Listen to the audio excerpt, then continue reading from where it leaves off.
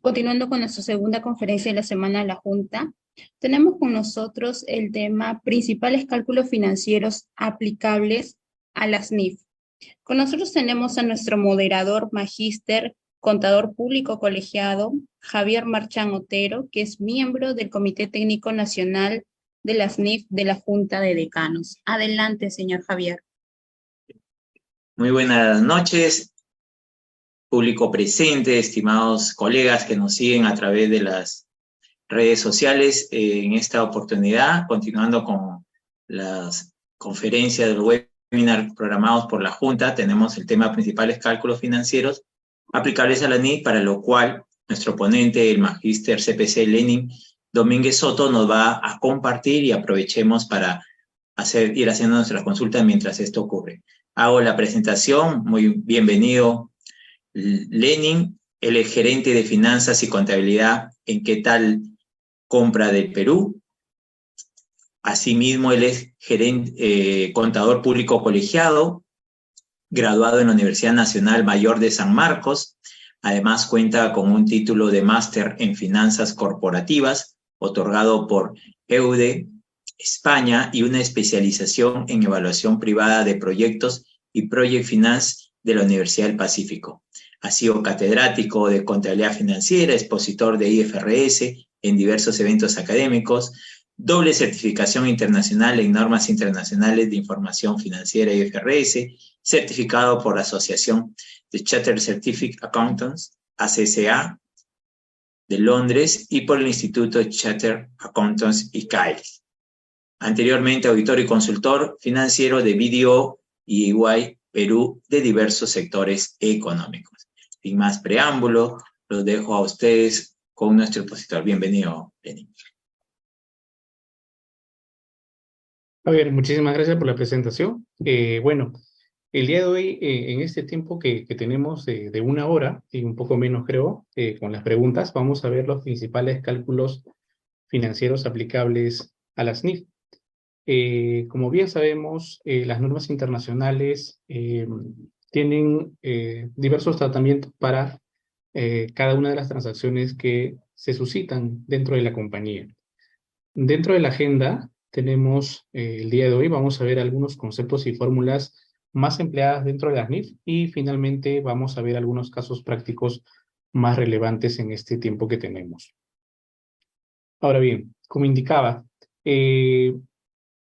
las normas internacionales, como ustedes saben, son normas internacionales de información financiera. Como tal, siempre van a estar plagados de algunos cálculos que tenemos que hacer ya sea para reconocer inicialmente una transacción, o para medir posteriormente, o finalmente para la presentación de los estados financieros mismos. Dentro de las presentaciones que se tendría que hacer, por ejemplo, en el caso de la NIF 7, ¿no es cierto?, instrumentos financieros e información a revelar, hay una serie de datos que tenemos que revelar, que también implican cálculos financieros que tenemos que hacer. Como por ejemplo, ¿no? Si hablamos dentro de las normas, así, al menos la NIC 2, inventarios, ¿de acuerdo? Menciona pues que si nosotros adquirimos una mercadería y esta mercadería tiene que pagarse a plazos, y este plazo es mayor a 1 año, nosotros tendríamos que reconocer cuál es el valor presente de ese pago que se está diferiendo, ¿de acuerdo? Por ejemplo, esa es una norma simple.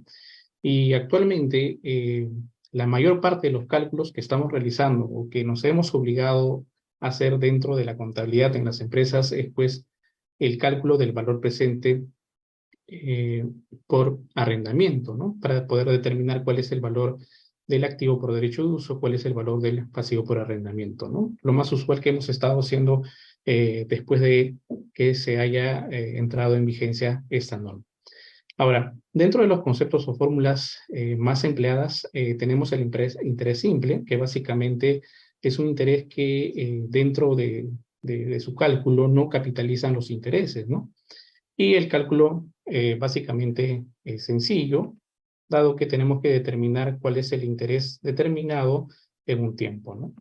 Por ejemplo, ¿no? Si queremos determinar cuál es el valor futuro de un dinero que se cede bajo un interés simple, básicamente sería el interés, ¿no es cierto?, acordado por el número de tiempo, y esto nos daría lo que son los intereses simples. Y si queremos determinar el valor presente de una transacción bajo el interés simple que no se capitaliza, es decir, que no contempla el incremento del interés ganado al capital mismo, básicamente tendríamos el valor final entre 1 más el interés simple multiplicado por el tiempo.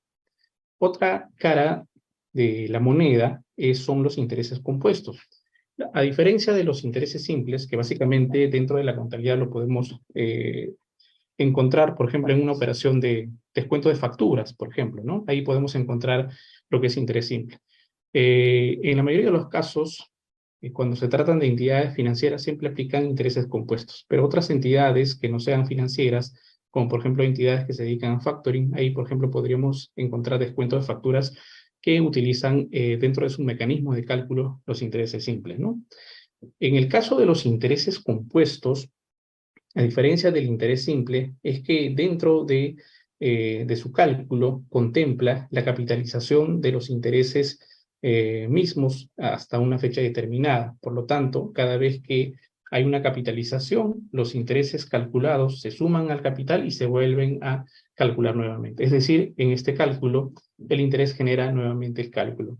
Y creo que dentro del día a día podemos encontrar más ejemplos y cálculos dentro de la contabilidad que refieren a intereses compuestos. Básicamente la fórmula es sencilla, en realidad creo que todo el mundo en la parte contable lo maneja, es el valor presente multiplicado por 1 más la tasa de interés elevado al tiempo, ¿no? Ahí, claro está, esta es una fórmula general, hay que ver cuál es el periodo de capitalización, ¿no? Porque si tenemos un periodo de capitalización trimestral, ahí tendríamos que desdoblar el interés o la tasa efectiva anual al periodo de capitalización para poder determinar cuáles son los intereses que se van a generar en un tiempo determinado.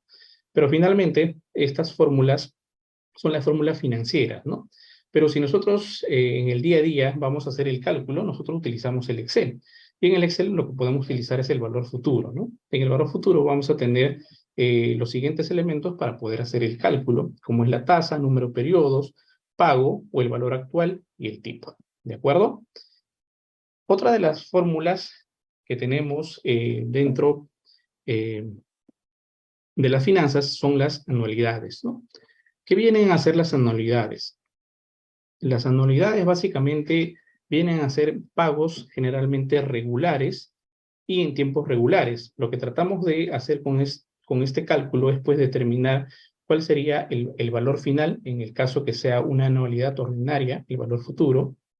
Puede determinar si hago una serie de pagos, cuánto sería el valor final que tendría por estos pagos que estoy haciendo. Como por ejemplo, ¿no? Si la compañía desea realizar una adquisición en un futuro de una maquinaria, ¿no? Entonces, la gerencia quiere saber cuáles son los pagos regulares que tendría que hacer del mismo importe para llegar a ese importe determinado para poder adquirir la maquinaria, por ejemplo, en un plazo de 10 años, ¿no? Cada vez que vas depositando, va a generar intereses y el nuevo depósito del importe también va a generar nuevos intereses, lo cual finalmente nos va a dar el monto final que nos permite adquirir una maquinaria, ¿no? Y la fórmula financiera es la que se muestra a continuación, pero finalmente también podríamos utilizar el valor futuro de lo que es el Excel, ¿no? Y el Excel nos permite en realidad determinar rápidamente, básicamente lo que tenemos que hacer como contadores en realidad, más que acordarnos de la fórmula financiera es pues hacer el uso del Excel, ¿no? En el Excel nos facilita el trabajo muy rápidamente para poder determinar los cálculos financieros.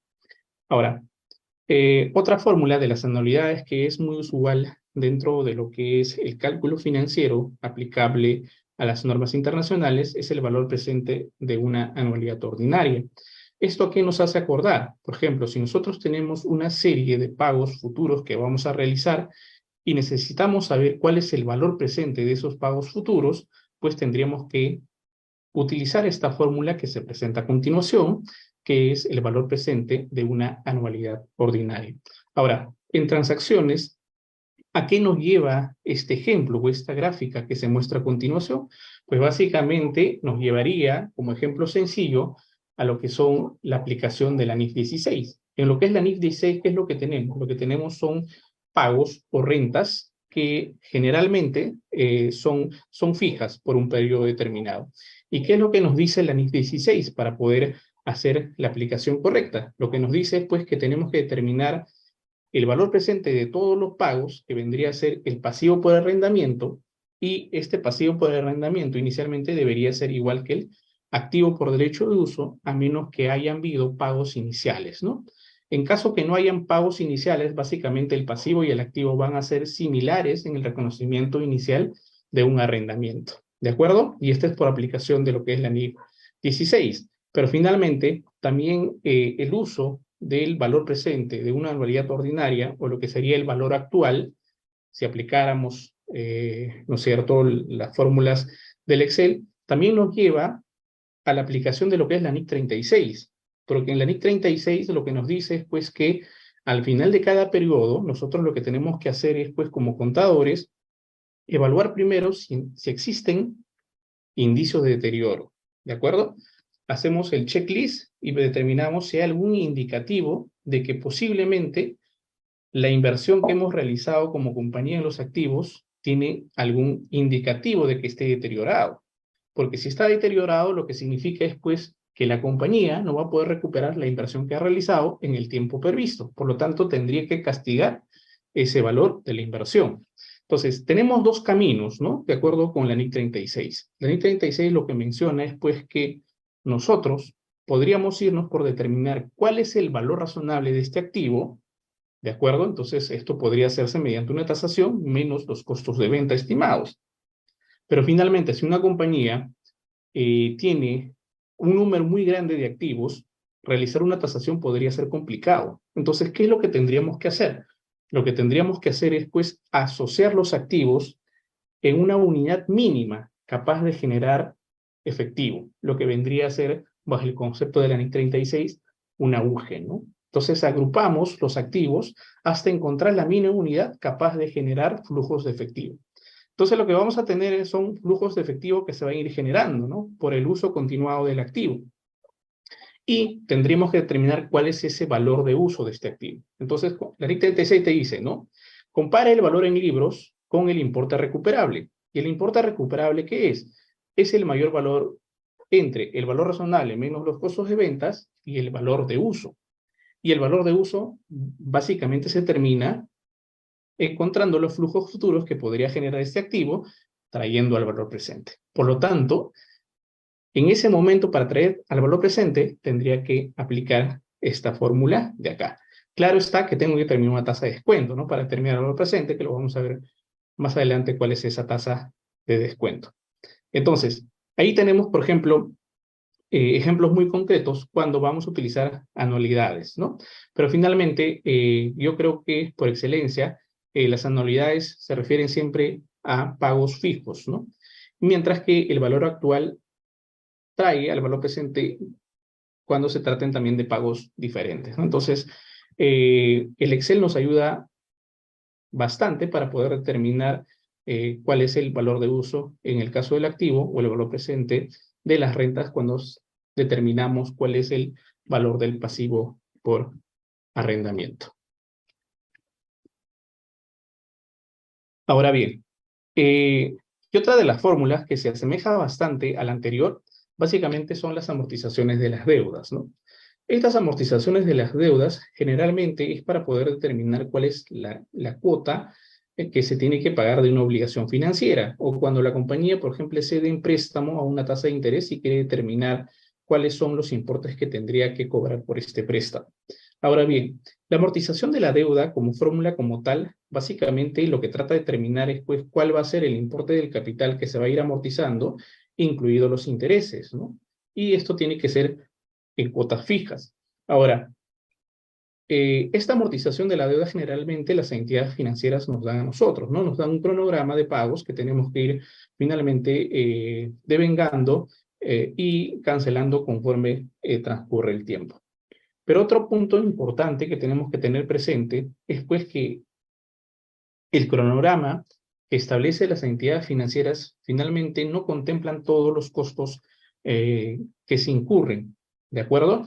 ¿Por qué? Porque muchas veces en una obligación financiera, las entidades financieras cobran costos como, por ejemplo, comisiones por estructuración de una deuda.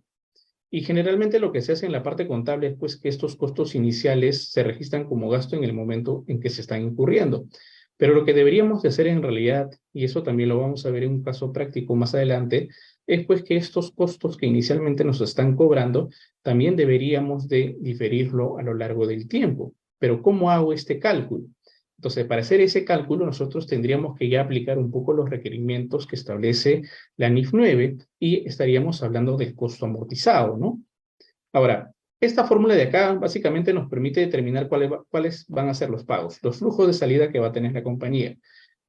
Aun cuando se haga el cálculo del costo amortizado, lo único que no va a cambiar son los flujos que vamos a tener con la compañía. ¿Qué es lo que va a cambiar? Cómo se van devengando los gastos que tiene una compañía por esta obligación. Entonces, ese es lo que cambia, pero los flujos no cambian.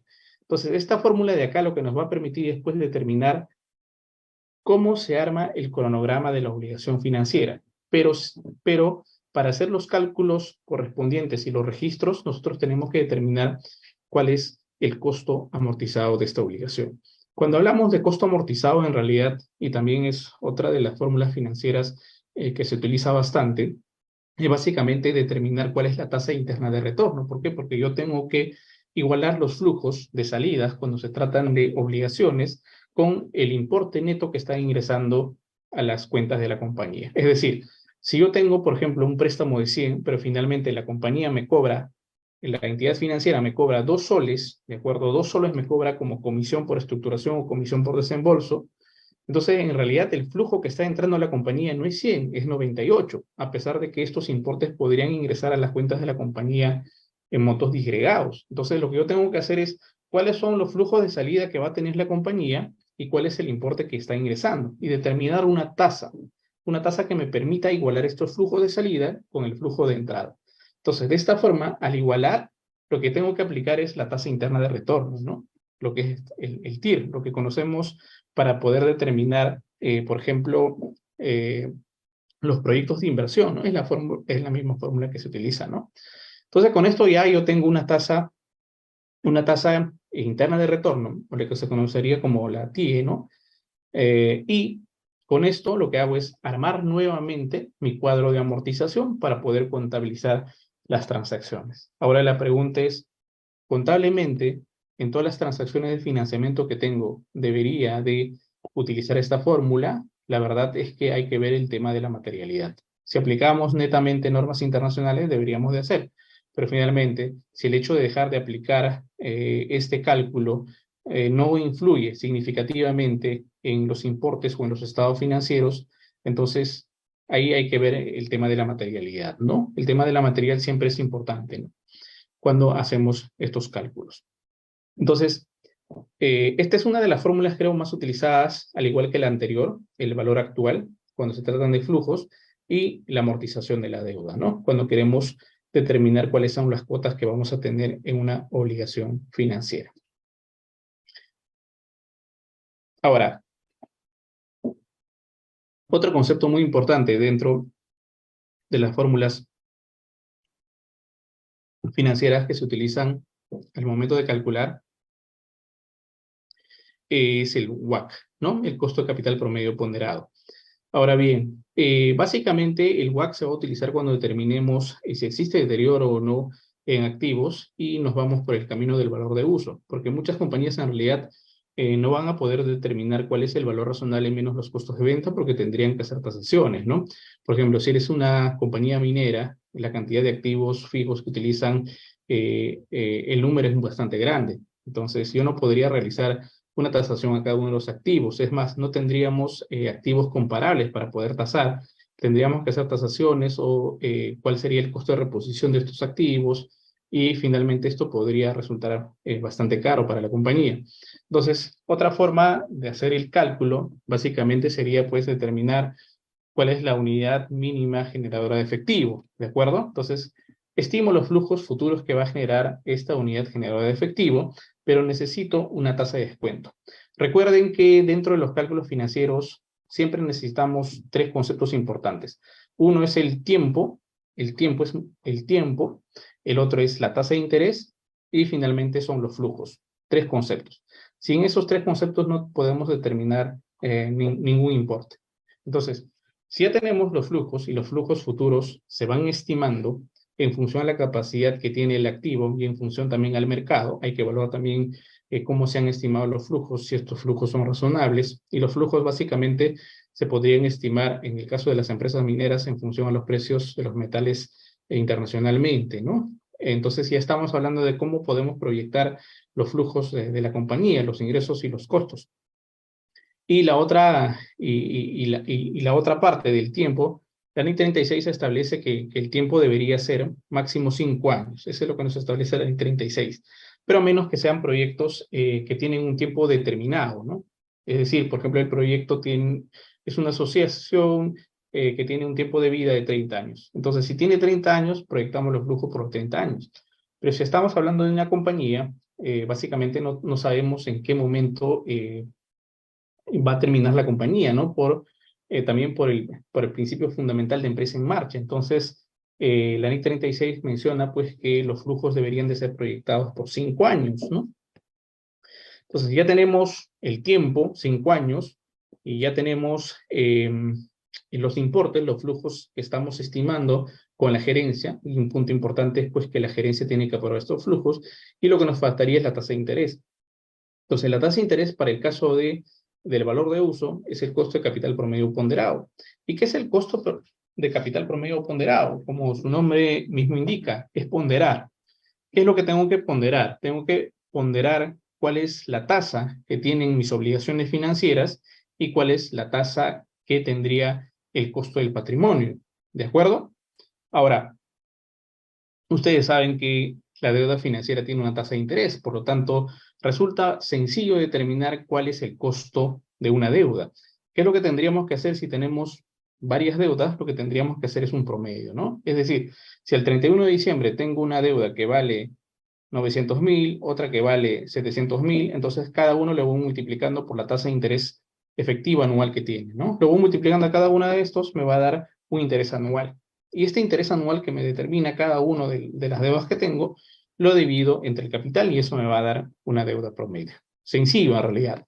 Pero ahora, otro problema va a ser el coste del patrimonio. ¿Cómo determina el coste del patrimonio? Entonces, en el caso del coste del patrimonio, pues es complicado, ¿no? Porque si le decimos al accionista cuánto quieres ganar, porque eso vendría a ser su costo, pues no hay una respuesta certera, ¿no? Porque si te dicen cuánto quieres ganar, el límite es el cielo, ¿no? Entonces, ¿qué es lo que tenemos que hacer? Tenemos que encontrar una fórmula financiera que nos permita determinar cuál sería el costo del patrimonio. Para poder determinar el costo del patrimonio, en realidad, lo que vamos a hacer es, pues, bueno, esta es la fórmula del WACC, ¿no? Esta es la fórmula del WACC que viene a ser costo del patrimonio multiplicado por el patrimonio entre patrimonio más la deuda, más costo de la deuda, como la deuda tiene en realidad una deducción del 30%, ¿de acuerdo? Entonces sería 1 multiplicado por el impuesto. Pero ahora, esta fórmula tampoco ya no es muy aplicable, que digamos, a la realidad peruana, ¿no? Porque finalmente las deudas ahora están sujetos al EBITDA, ¿no? Entonces, como que ahí también hay temas que hay que analizar, pero finalmente deberíamos de aplicar la misma fórmula, dado que, si bien es cierto, te permiten una deducción hasta cierto tiempo, y si la compañía sigue generando utilidades, va a seguir deduciendo hasta que pueda generar los ingresos correspondientes. Entonces, deuda, 1 más patrimonio más la deuda, ¿no? Pero finalmente acá es un concepto muy importante, ¿no? En el caso de la deuda, siempre se consideran las deudas que tienen costo, no se consideran las deudas flotantes, ¿no? Como por ejemplo las cuentas por cobrar comerciales. Esas no tienen ningún tipo de interés. Entonces, para poder determinar cuál es el costo en realidad, lo que tendría que considerar es, pues, aquellas obligaciones que finalmente sí tienen una obligación con intereses, ¿de acuerdo? Una deuda que tiene intereses, ¿de acuerdo? Ahora, como indicaba, el costo de la deuda, sencillo de determinar. ¿Por qué? Porque esta información lo controla la compañía y ¿cómo lo determino? Podría irme a la nota de obligaciones financieras, porque en la nota de las obligaciones financieras se revela, ¿no es cierto?, cuál es la deuda que tiene, con qué entidad y cuál es la tasa de interés que tiene y cuál es el saldo que tiene al cierre, ¿de acuerdo? Y con eso ya tenemos cuál es el costo promedio de la obligación. Pero en el caso del costo del patrimonio, ahí resulta complicado, ¿no? ¿Cuál es el costo que exige como mínimo el accionista por invertir? Y eso, para poder determinar ese costo, tenemos que aplicar el método KPM, ¿no? Que es una fórmula financiera bastante empleada, lo cual nos dice pues que la rentabilidad mínima exigida por el accionista va a depender ¿de qué?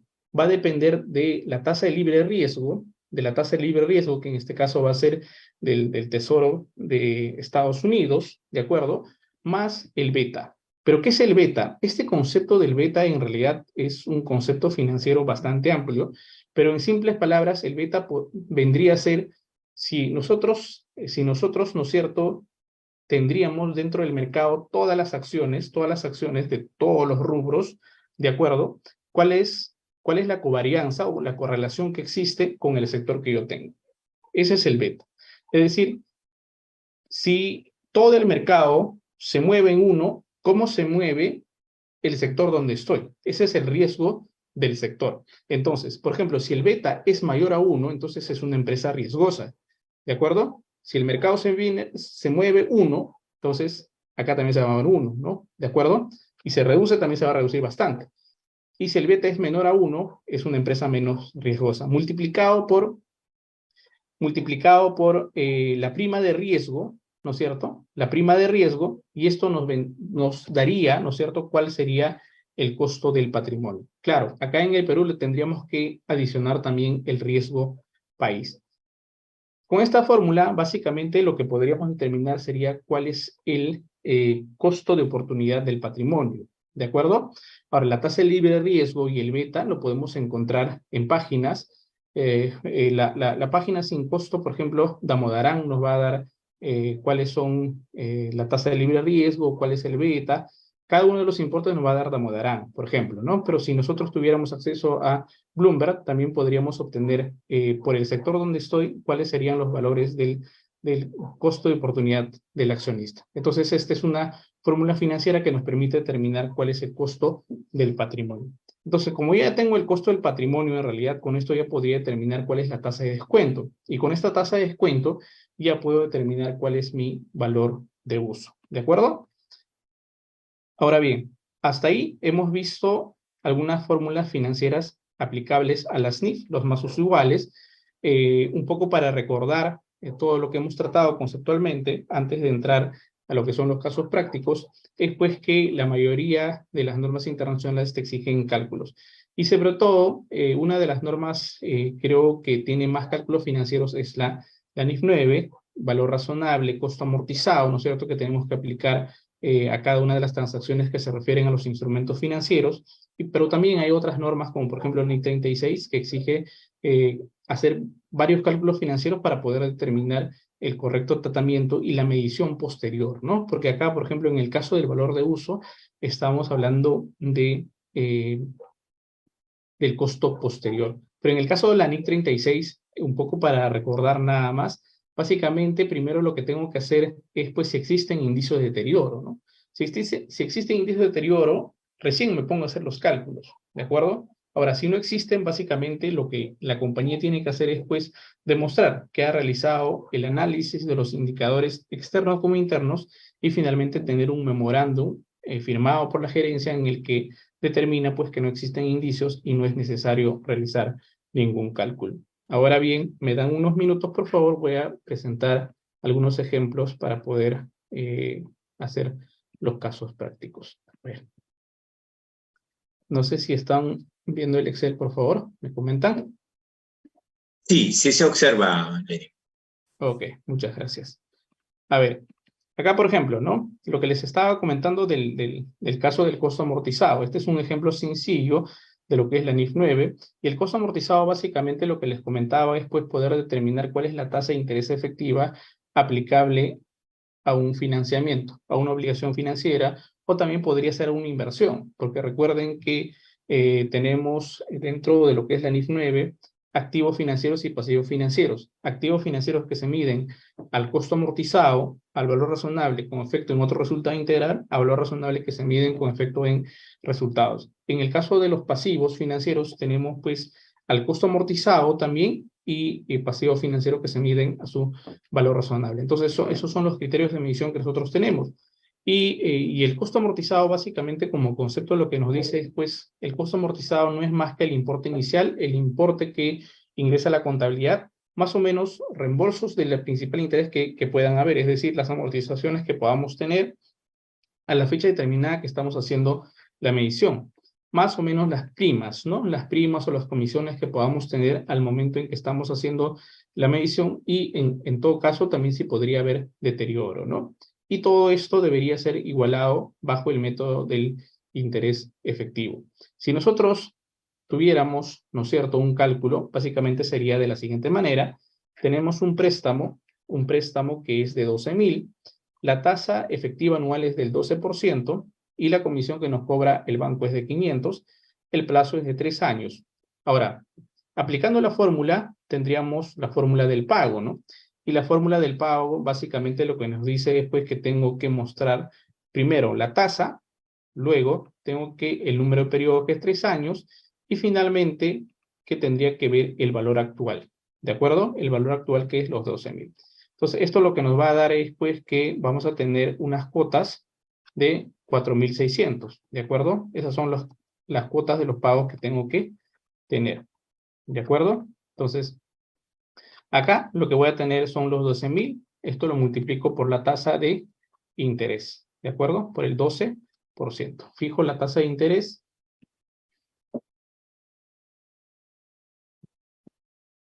Fijo la tasa de interés. Subo hasta ahí.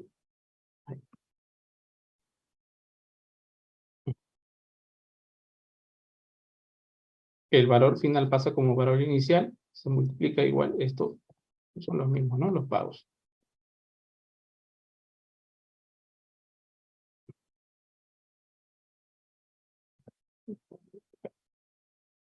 ¿De acuerdo? Entonces esto vendría a ser el cuadro de amortización, ¿de acuerdo? El cuadro de amortización que nos da la entidad financiera, ¿no? Aquí lo dejamos. Cuadro de amortización que nos da la entidad financiera.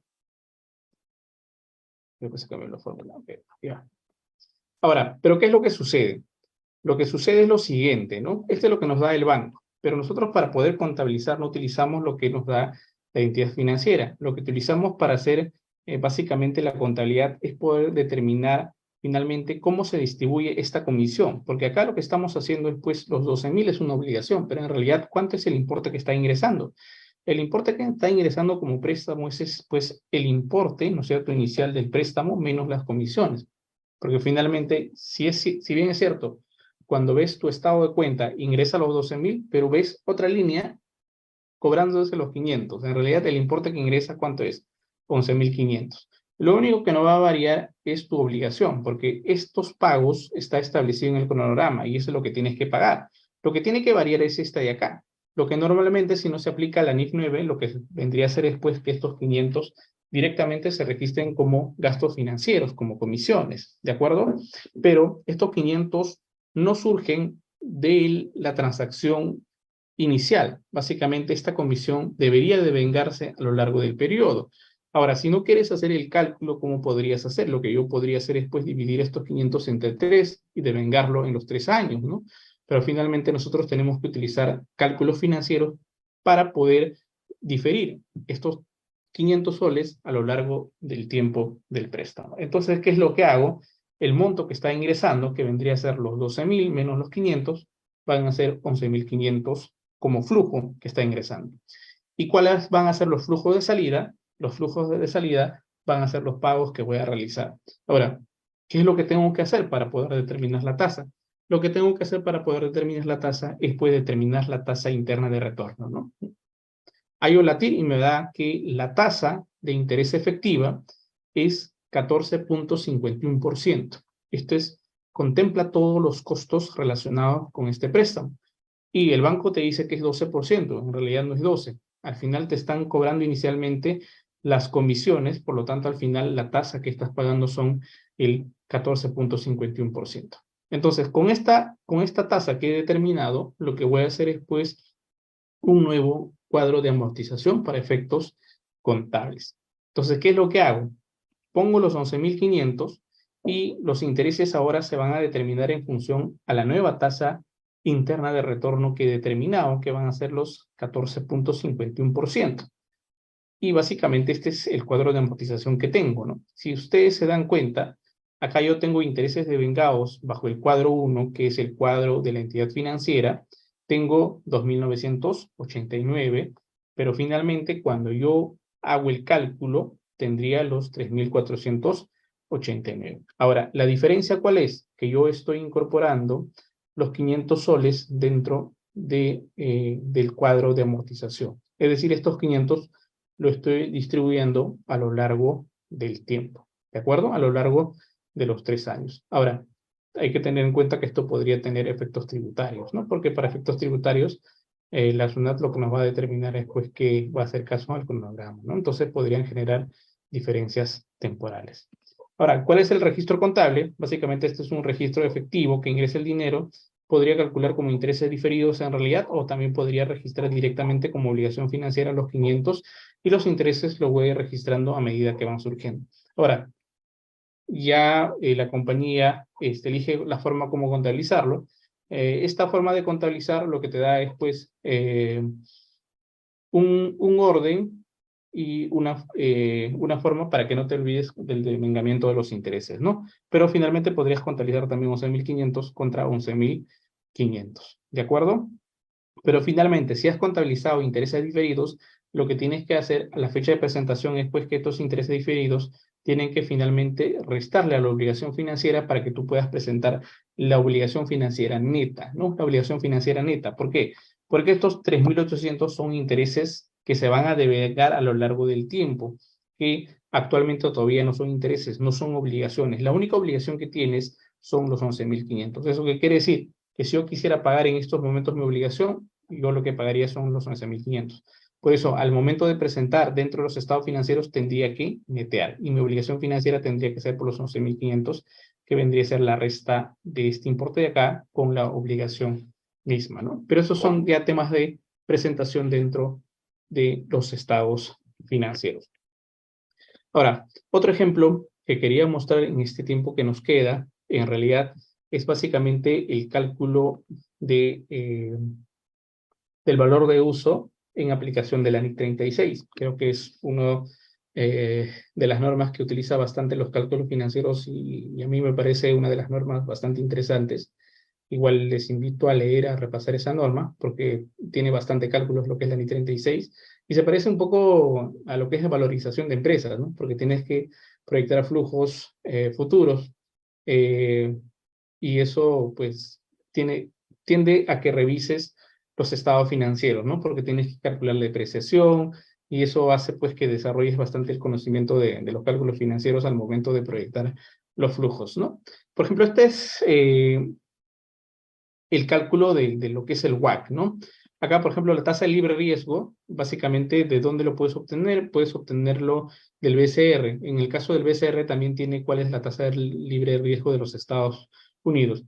En el caso del beta apalancado, ahí también hay que ver tema de conceptos beta apalancado y beta desapalancado. El beta apalancado contempla, pues, el beta con las obligaciones financieras que tienen las empresas que se han utilizado para el cálculo, ¿no? Entonces, generalmente se utiliza el beta desapalancado, ¿no? Ahora, yo no tengo este dato. Generalmente, si no puedes acceder a Bloomberg, que es una plataforma bastante costosa, lo puedes conseguir, que se actualiza anualmente en enero, de Damodaran, ¿no? En Damodaran puedes conseguir cuáles son los betas de los sectores que quieres calcular. Entonces, si estoy en el sector comercial, tendría que buscar cuál es el beta del sector comercial que quiero finalmente hacer el cálculo, ¿no? El prima de riesgo, básicamente, también lo vamos, en mi caso, siempre utilizo Damodaran, porque finalmente ahí puedes acceder a la información. Claro está, no es una información muy actualizada, que digamos, porque cada año se actualiza. Es el rendimiento de A-Sample, ¿no es cierto?, de las empresas 500 menos los bonos del Tesoro norteamericano a 10 años, ¿no? Esa sería la prima de riesgo. Riesgo país también lo puedes encontrar en lo que es BCR. Y finalmente, con la composición, ¿no es cierto?, ¿cuál es el peso? El peso, en este caso, del patrimonio, que es el 46%, podrías determinar cuál es el peso de la misma, ¿no? Aplicas la fórmula de lo que hemos visto del costo capital promedio ponderado y puedes determinar finalmente cuál vendría a ser la tasa del patrimonio, ¿no? Y finalmente, para el caso de la tasa de la deuda, básicamente es con el costo de la deuda promedio que hemos dicho, ¿no? Que hemos mencionado que es multiplicar las deudas que tienes al cierre del periodo por la tasa de interés, multiplicas, y así puedes determinar finalmente cuáles son los intereses que tienen esta multiplicación entre el monto de los pasivos, ¿no? Divides y finalmente te va a dar 7.35. Pero la tasa de interés o la tasa impositiva es el 29.5%, por lo tanto, el costo de la deuda va a ser pues el costo de la deuda multiplicado por 1 más la tasa de la deuda, ¿no? Y finalmente ya como costo promedio ponderado sería 46 multiplicado por la tasa del 17% y 54 multiplicado por 5.18% me da una tasa de descuento del 10.83%. Estos son los pesos que tenemos, ¿no? Entonces acá ya estoy determinando cuál es la tasa promedio ponderado de capital. Ahora, ¿esto para qué me va a servir? Básicamente me sirve para poder determinar cuál es el valor presente de los flujos. Por ejemplo, para esta compañía en particular, yo voy a tener los siguientes ingresos proyectados del 2021 hasta el 2025. Tengo la EBITDA. Lo que tengo que determinar en realidad es el flujo de caja libre, ¿de acuerdo? El flujo de caja libre. Pero finalmente este sería el estado de resultados proyectados, ¿no? El EBITDA que vendría a ser la utilidad operativa más la amortización y la depreciación, ¿no es cierto? La amortización y la depreciación, gastos financieros, y tendría que tener la utilidad neta después de impuestos, ¿no? Ahí tengo algunos supuestos que son las consideraciones para este caso en particular. Menciona que la inversión, claro, para poder determinar el flujo de caja libre necesito cuál es el CAPEX y cuál es el OPEX, ¿de acuerdo? El CAPEX se refiere siempre a la inversión en capital, ¿de acuerdo? Y el OPEX es la necesidad de financiamiento para capital operativo. Y la inversión necesaria para el capital operativo básicamente vendría a ser dado por las variaciones que se producen del capital de trabajo, que vendría a ser las cuentas por cobrar comerciales, más los inventarios, menos las cuentas por pagar comerciales, ¿no? Eso vendría a ser el CAPEX y cómo van variando. Y recuerden, pues, que dentro de las proyecciones, básicamente las ventas es lo que amortiguan que la empresa empiece a moverse, ¿no? Porque cuando crecen las ventas, incrementan cuentas por cobrar, incrementan inventarios, en el caso de que sea empresa comercial, incrementan también los pasivos. Entonces, el primer detonante en realidad son las ventas. Para hacer proyecciones, en realidad, necesariamente el primer punto importante que hay que hacer para hacer ese trabajo es proyectar los ingresos. Porque si tú proyectas los ingresos, todo lo demás ya resulta muy sencillo. Porque si proyectaste ingresos, por ejemplo, tus gastos siempre están relacionados con los ingresos y tus costos siempre se mantienen en un nivel promedio, ¿no? Si tienes un margen promedio del 20%, se van a mantener dentro del 20%, porque las compañías generalmente no suben mucho los costos. Entonces, ¿qué es lo que tenemos que hacer primero? Tenemos que proyectar los ingresos. Para proyectar los ingresos hay muchas fórmulas matemáticas, ¿no? Mínimos cuadrados, cuando las empresas tienen ingresos o flujos que no sean muy variables, ¿no? Pero empresas muy variables hay que ver quizás que la forma de determinar sea P por Q, cantidad por el precio vendido. Hay que ver también si manejan precios internacionales. En ese caso podríamos utilizar también cuáles son las proyecciones de estos precios internacionales, ¿no? Ahora, de acá lo que tengo que determinar en realidad es el EBITDA, ¿no? El EBITDA básicamente está acá, que es los 1.600, 1.680, y luego para poder determinar cuál es el flujo de caja libre. Para poder determinar el flujo de caja libre necesito básicamente el concepto del CAPEX, que en este caso nos dice que la inversión para el mantenimiento de capital va a ser 500.000 y eso se va a mantener a lo largo del periodo, y la inversión en capital de trabajo. Ahora, finalmente, la inversión en capital de trabajo podrías determinarlo proyectando también el estado de situación financiera en los 5 años proyectados. Y otra forma de hacer también sería en función a las ventas. ¿Cuál es el capital o cuál es la inversión en capital de trabajo que se ha requerido en los años anteriores, ¿no? Saco un promedio y determino cuál vendría a ser la inversión que necesito en capital de trabajo. Ahora, una vez que haya determinado el flujo de caja libre, lo que tengo que hacer básicamente es traer al valor presente. Pero hay un concepto muy fundamental cuando hacemos proyecciones, ¿no? En el caso que la empresa sigue en marcha, sabemos muy bien que en el 2025 no va a terminar de operar la compañía. Entonces, ¿qué es lo que tenemos que hacer? Lo que tenemos que proyectar es el flujo de perpetuidad, ¿de acuerdo? Y el flujo de perpetuidad, si tiene tasa de crecimiento, básicamente sería pues 1 más la tasa de perpetuidad. ¿A qué tasa va a seguir creciendo? Dividido entre el coste de capital promedio ponderado que habíamos determinado anteriormente menos la tasa de crecimiento. Ahora, si una compañía, ¿no es cierto?, no tiene tasa de crecimiento, básicamente la perpetuidad vendría a ser el importe final o el promedio entre el WACC. Eso vendría a ser la tasa de perpetuidad, ¿no? Como una fórmula financiera más también que se emplea dentro de las proyecciones. Ahí se ha establecido en realidad la fórmula que no se había tratado dentro del PPT, pero básicamente es el tema de la perpetuidad, ¿no? Entonces, cuando hacemos proyecciones, en realidad, un punto importante es el tema de la perpetuidad, porque esto en algunos casos representa más del 50% del valor de la evaluación que estamos haciendo. Entonces, la tasa, por ejemplo, de crecimiento de perpetuidad debería ser un importe razonable. Yo no podría poner 10%, 20%. ¿Por qué? Porque este porcentaje hace pues que el valor se dispare. Ahora, lo que generalmente se considera es pues cuál es, por ejemplo, la meta de inflación que tiene el Banco Central de Reserva del Perú. El Banco Central de Reserva del Perú, si bien es cierto, ahorita estamos por encima de las metas, considera pues que debería ser entre 1 y el 3%. Entonces, mi perpetuidad debería estar vacilando entre esos importes, ¿no? Porque lo mínimo que debería de crecer en realidad debería ser pues la tasa de inflación. Pero no podría decir que voy a crecer siempre el 5%, porque si pongo el 5% este importe de acá, el valor terminal en verdad se convierte en un número muy grande, ¿no? Se convierte en un número bastante grande. Entonces, valor actual de los flujos básicamente va a ser por 10.84% que hemos determinado entre los flujos futuros que habíamos determinado o estimado inicialmente, ¿no? Ahí está la fórmula, valor actual neto, la tasa de descuento que vendría a ser 10.84% por todo el importe. Y este vendría a ser el valor terminal que en este caso primero, el valor terminal va a ser pues el último flujo dividido, en este caso le he dado 2% de perpetuidad o de crecimiento, el valor de G, entre D, que vendría a ser 10.84 menos el 2% de la tasa de crecimiento, esto nos da el valor terminal en el año 5, pero este valor terminal en año 5 tengo que traer al valor presente. Ahí está el valor presente del valor terminal, con la tasa también de descuento del WACC, y finalmente esto nos va a dar cuál es la unidad generadora de efectivo. Ahora, este UG lo que tengo que comparar es con el valor en libros, ¿no? El importe recuperable comparado con el valor en libros.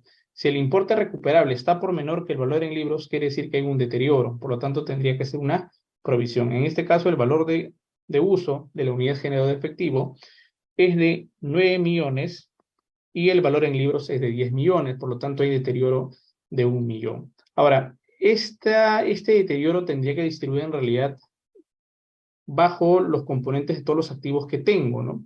¿De acuerdo? Y tengo estas maquinarias, ¿no? Maquinaria, 52%, y básicamente quiero saber cuál es la composición que tiene dentro del UGE cada uno de estos conceptos que tengo. Por ejemplo, en la maquinaria 2 tiene el 52%, la maquinaria software 1 y software 2 tiene respectivamente 29 y 18%, lo cual me da el 100% de todos los activos que están sujetos a deterioro. Entonces, ¿qué hago? Este 1 millón tengo que distribuir y lo distribuyo en función a estos porcentajes, ¿no? Y finalmente lo que tengo que hacer es, pues, la provisión por deterioro, ¿no? Deterioro que vendría a ser una cuenta 68, me parece, de acuerdo al plan contable general empresarial, vendría a ser contra la cuenta 36. Y esto vendría a ser básicamente cómo se determina cuál es el valor de uso de una unidad generadora de efectivo con proyecciones de flujos y la determinación del flujo de caja libre. ¿De acuerdo? Entonces, hasta aquí hemos llegado, hemos tratado de avanzar en realidad en tan poco tiempo varios temas. Son temas bastante largos, en realidad No sé, por favor, Javier, ¿hay alguna consulta por ahí? Sí, muchas gracias, Lenin. Sí, efectivamente, el tiempo ha sido bastante corto, pero la exposición ha estado muy didáctica. Muchas gracias por todo el material que has podido compartirnos en esta conferencia. Si hay algunas consultas, te voy pasando la primera que tenemos aquí. Dice, en los hospitales del Estado, ¿cómo se podría determinar el valor del deterioro de sus activos fijos? Ok, ahí tendríamos que en realidad revisar las normas del sector público, ¿de acuerdo? Porque en el caso del sector público tiene su propia normativa. Básicamente estas normas que hemos aplicado pues están abocados más a entidades que tienen fines lucrativos, ¿no? Y tienen un tiempo en recuperar la inversión, mientras que en el caso de entidades del sector público básicamente su fin no es recuperar la inversión en un tiempo determinado, sino que pues su inversión es pues que pueda servir a una cantidad de usuarios. Entonces los enfoques son bastante diferentes, ¿no? No podría dar una respuesta porque no soy especialista en tema del sector público. Otra consulta, muchas gracias, Lenin. Otra consulta. La NIF definitivamente es un tema bastante complejo para nuestros colegas y sobre todo más aún con el tema de los cálculos financieros, ¿no? Se está haciendo un pase, digamos, de una contabilidad basada en el costo histórico a una contabilidad basada en el valor razonable y también muchos temas de cálculos financieros. ¿Qué recomendarías dentro de tu experiencia para los colegas que se inician en el estudio de este tema de los cálculos financieros? ¿Qué pasos recomendarías empezar para poder lograr ir conociendo poco a poco esto? En realidad, sí, no es tan rápido, pero igual lo que sí les recomiendo es que nosotros creo que estamos acostumbrados a ver las normas tributarias. Y eso es bueno, ¿no? Porque las normas tributarias finalmente son los que ayudan cuando una compañía recién está en crecimiento. ¿Por qué? Porque lo que más preocupa al empresario o al dueño de la empresa es pues que no hayan multas o sanciones de la parte de la administración tributaria en contra de la compañía que puedan reportar los flujos. Pero a medida que las compañías vayan creciendo, hay que realizar necesariamente cálculos financieros para que la contabilidad esté de acuerdo a las normas internacionales. Y para poder iniciar, básicamente hay libros bastante excelentes. Lo que yo siempre recomiendo es el libro de Ross, por ejemplo. Ahí podemos encontrar los fundamentos, ¿no es cierto? Fundamentos de finanzas corporativas. Ahí podemos ir adentrándonos, ¿no? Leer, ir investigando un poco. Tampoco dentro de la investigación que tengo, no he visto libros que traten cálculos financieros aplicables a las NIF. Sí hay, pero no es que hayan sido tratados a profundidad como desde la óptica del contador. Entonces, si bien es cierto, dentro de los libros de finanzas vamos a encontrar bastantes cálculos, pero que no estén aterrizados a lo que es la contabilidad. Pero sin embargo, el hecho de tener el conocimiento o la parte teórica de las finanzas mismas, ya cuando vayamos a leer las normas internacionales que son bastante financieras también, ya nos vamos adentrando un poco a lo que son estos cálculos, ¿no? En realidad que no son muchos, en realidad. En el día a día no vamos a encontrar muchos cálculos. De vez en cuando vamos a encontrar y ahí vamos a ir revisando, pero lentamente, ¿no? Muchas gracias, Lenin. Ha levantado la mano Lucía. Vamos a coordinar a ver para que le activen el micrófono. No sé, Lucía, si tienes activo el micrófono, puedes hacer tu consulta. Si no, la puedes escribir, si no lo tienes activo.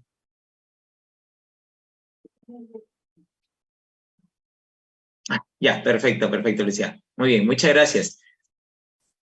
Muchas gracias, Lenin, realmente muy interesante los temas, queda bastante todavía por conversar, pero definitivamente es un punto de partida que nos dejas muy interesante para aquellos que estamos ya apasionados por las NIF, ¿no? Un punto que se refuerza mucho.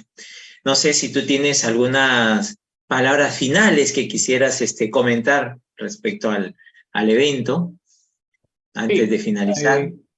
Agradecerle al Junta de Decanos del Colegio de Contadores Públicos del Perú por la invitación. Y finalmente, sí, a todas las personas que nos han escuchado en esta sesión, les invito a repasar. Hay bastantes temas por repasar. Las normas internacionales son un mundo bastante interesante. Y conforme vayamos leyendo, nos ayudan bastante a entender los conceptos que yacen en estas normas y también suman puntos a favor como contadores que somos, ¿no? Muy bien. Muchas gracias también de parte de la Junta, Lenin, por tu participación en esta conferencia. Y con eso estamos dando por finalizada el webinar de los principales cálculos financieros en la NIF. Muchas gracias. Muchísimas gracias. Hasta luego. Y gracias a todos los asistentes también por darse su tiempo. Gracias.